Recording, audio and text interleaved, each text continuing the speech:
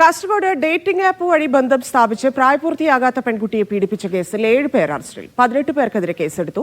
വിദ്യാഭ്യാസ വകുപ്പിലെ ഉദ്യോഗസ്ഥർ, RPF ഉദ്യോഗസ്ഥർ, രാഷ്ട്രീയ നേതാവ് എന്നിവരുൾപ്പെടെയുള്ളവർക്കെതിരെയാണ് കേസ്. കേസ് അന്വേഷിക്കാൻ പ്രത്യേക സംഘത്തെ രൂപീകരിച്ചു. ഷഫീഖ് നസറുള്ള ചേരുന്നു. ഷഫീഖ്, കേസിന്റെ വിശദാംശം.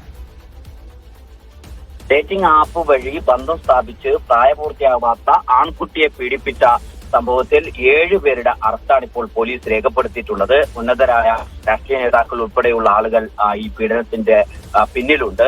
18 പേർക്കെതിരെയാണ് പോലീസ് കേസെടുത്തിട്ടുള്ളത്. ഇതിൽ 13 പേർ കാസർഗോഡ് ജില്ലക്കാരും 5 പേർ വിവിധ ജില്ലകളിലുള്ളവരുമാണ്. 13 പേരിൽ 12 പേരെ പോലീസ് കസ്റ്റഡിയിലെടുത്ത് ചോദ്യം ചെയ്തു. അതിൽ 7 പേരുടെ അറസ്റ്റ് രേഖപ്പെടുത്തിയിട്ടുണ്ട്. ഒരാൾ ഒളിവിലാണ് എന്നാണ് പോലീസ് പറയുന്നത്. മറ്റ് 5 പേർ സംസ്ഥാനത്തിന്റെ വിവിധ ജില്ലകളിൽ ഉള്ളവരാണ്. അതാത് പോലീസ് സ്റ്റേഷനിലേക്ക് കേസ് കൈമാറിയിട്ടുണ്ട്. അവരെയും ഉടൻ പിടികൂടി ചോദ്യം ചെയ്യും എന്നാണ് പോലീസ് അറിയിക്കുന്നത്.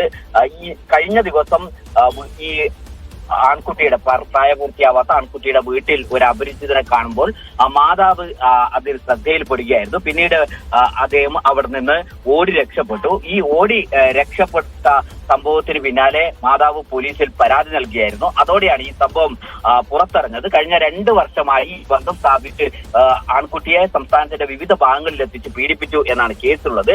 പോലീസിന്റെ പരാതിക്ക് പിന്നാലെ ചൈൽഡ് ലൈൻ കുട്ടിയുടെ മൊഴി രേഖപ്പെടുത്തിയിരുന്നു. അതിലാണ് ഈ 18 പേർ വിവിധ സമയങ്ങളിലായി സംസ്ഥാനത്തിന്റെ വിവിധ ഭാഗങ്ങളിൽ എത്തിച്ച് പീഡിപ്പിച്ചു എന്ന വിവരം പുറത്തെടുത്തത്. അതിലുള്ള 7 പേരുടെ അറസ്റ്റാണ് ഇപ്പോൾ രേഖപ്പെടുത്തിയത്. ശരി ഷഫീഖ്.